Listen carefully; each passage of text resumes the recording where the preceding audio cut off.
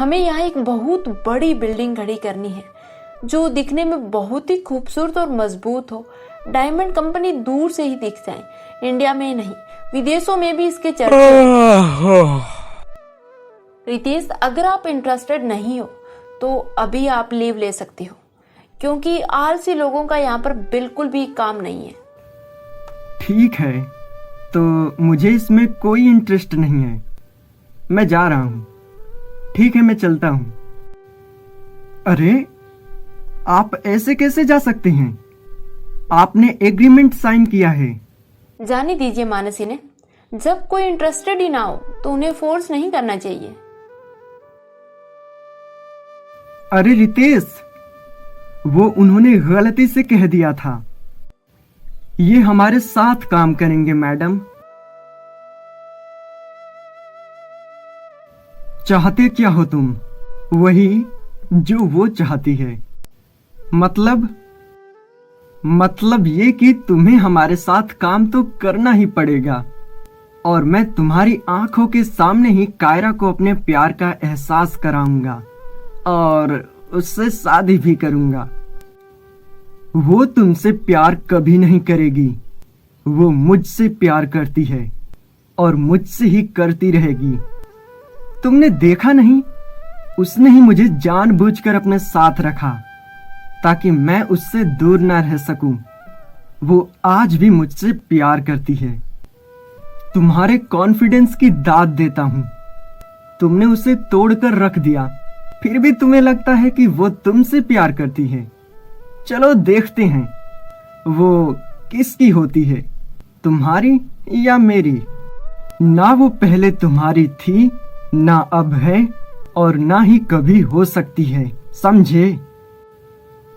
पहले वो मेरी नहीं थी क्योंकि वो तुमसे प्यार करती थी और मैं उसे खुश देखना चाहता था। अब वो मेरी है और आगे भी मेरी ही रहेगी।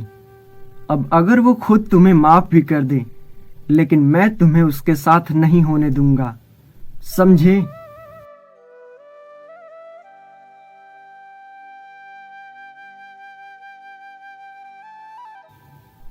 एक भी गलती नहीं होनी चाहिए।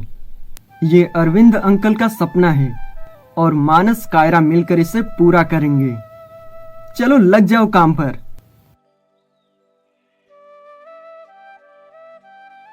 देखो ये केक है ना, मेरे घर पे आ जाना चाहिए 7 बजे से पहले पहले शाम को।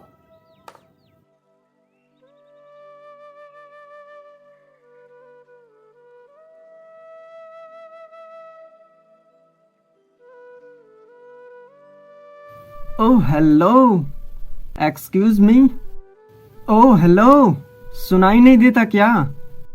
क्या?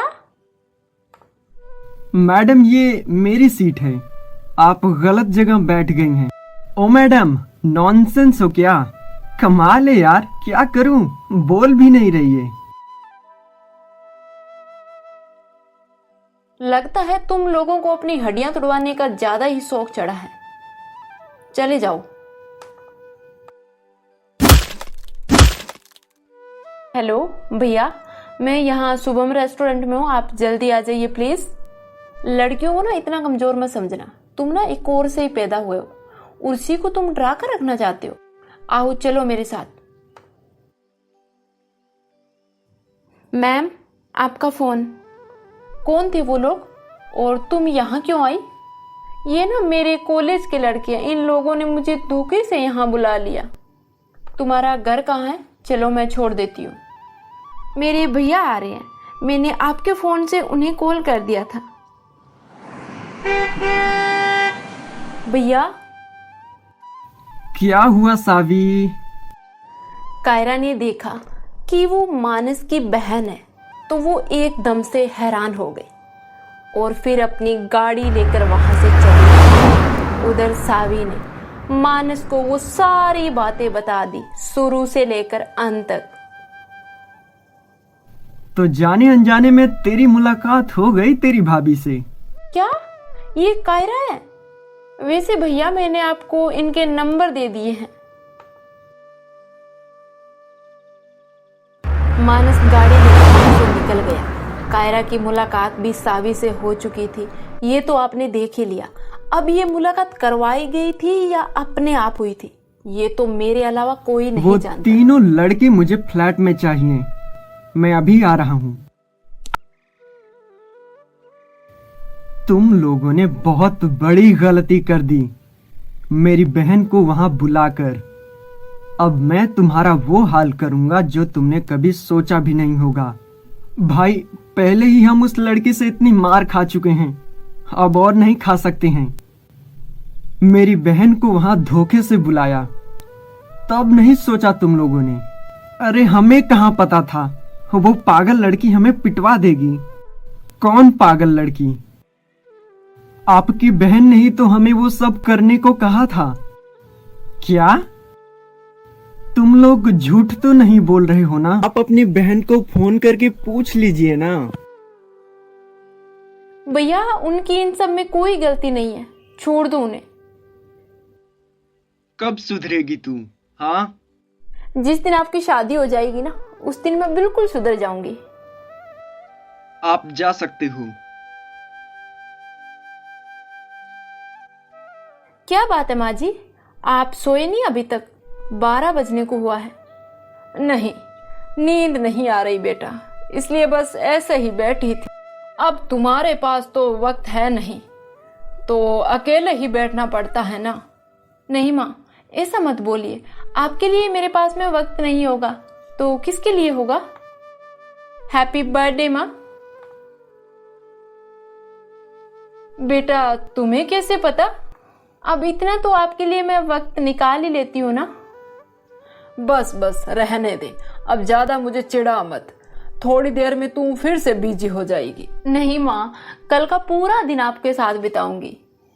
पहले यूं बता बेटा, जैसे अब तू मुस्कुरा रही है, जितनी खुश मुझे अभी दिखाई दे रही है, वैसे ही कल पूरे दिन मुस्कुराएगी ना? माँ, मैं आपका कहा कभी नहीं टालूंगी। आपको जो चाहिए, जैसा चाहिए, वैसे ही करूंगी। पक्का ना बेटा? प्रॉमिस है ना? माँ, बिल्कुल पक्के वाला। अब चलो बाहर, आपके लिए ना एक बहुत ही अच्छा सरप्राइज है। वंदना जी तो बाहर का नजारा देखकर बहुत ही खुश हो गई। पूरे घर को बहुत ही खूबसूरती से सजाया गया था। बहुत सारे लोग उनके घर में जमा थे। फाइनली वंदना जी ने केक कट किया।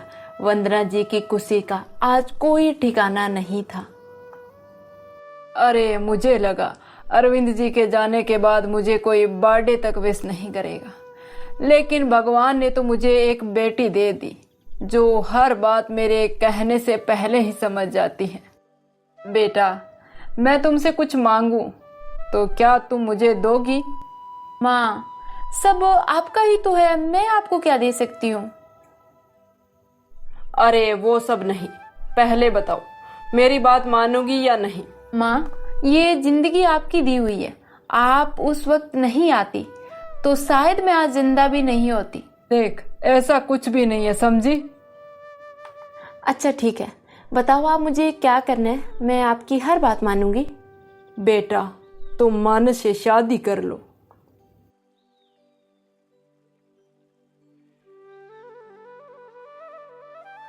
कहो बेटा, मेरी बात मानोगी ना? अब चुप क्यों हो? नहीं कायरा, तुम मुझसे प्यार करती हो, तुम्हारी शादी मुझसे ही होगी। तुम किसी और से शादी नहीं कर सकती। मैं मानता हूं मुझसे गलती हुई थी, लेकिन मैं आज भी तुमसे प्यार करता हूं। मैं वही करूंगी माँ जो आप चाहेगी। मैं मानस से शादी करने के लिए तैयार हूं।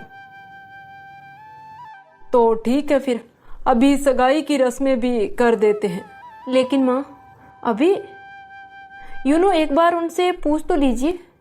अरे बेटी, मैं उन्हें अच्छी तरह से जानती हूँ, वो मेरी कोई बात नहीं डाल सकते। ओ सरला जी और हिमेश जी भी अपने ही तो है, ये लोग मेरे फैसले के खिलाफ कभी नहीं जाएंगे। बिल्कुल वंदना भाभी, जो आपका फैसला है वही हमारा भी है। जब माँ पापा आपके फैसले के खिलाफ नहीं जा रहे, तो मैं कैसे जा सकता हूं भला? तभी रितेश वहां से चला गया, लेकिन हमेशा के लिए नहीं, एक बार फिर वापस आने के लिए, वो भी किसी प्लानिंग के साथ। आज कायरा और मानिस की भी सगाई कर दी गई। सभी बहुत खुश थे और सबसे ज्यादा खुश थी वो थी सावी।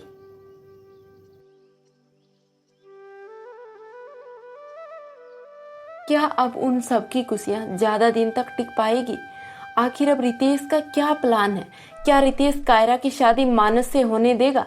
ये जानेंगे हम अगले एपिसोड में।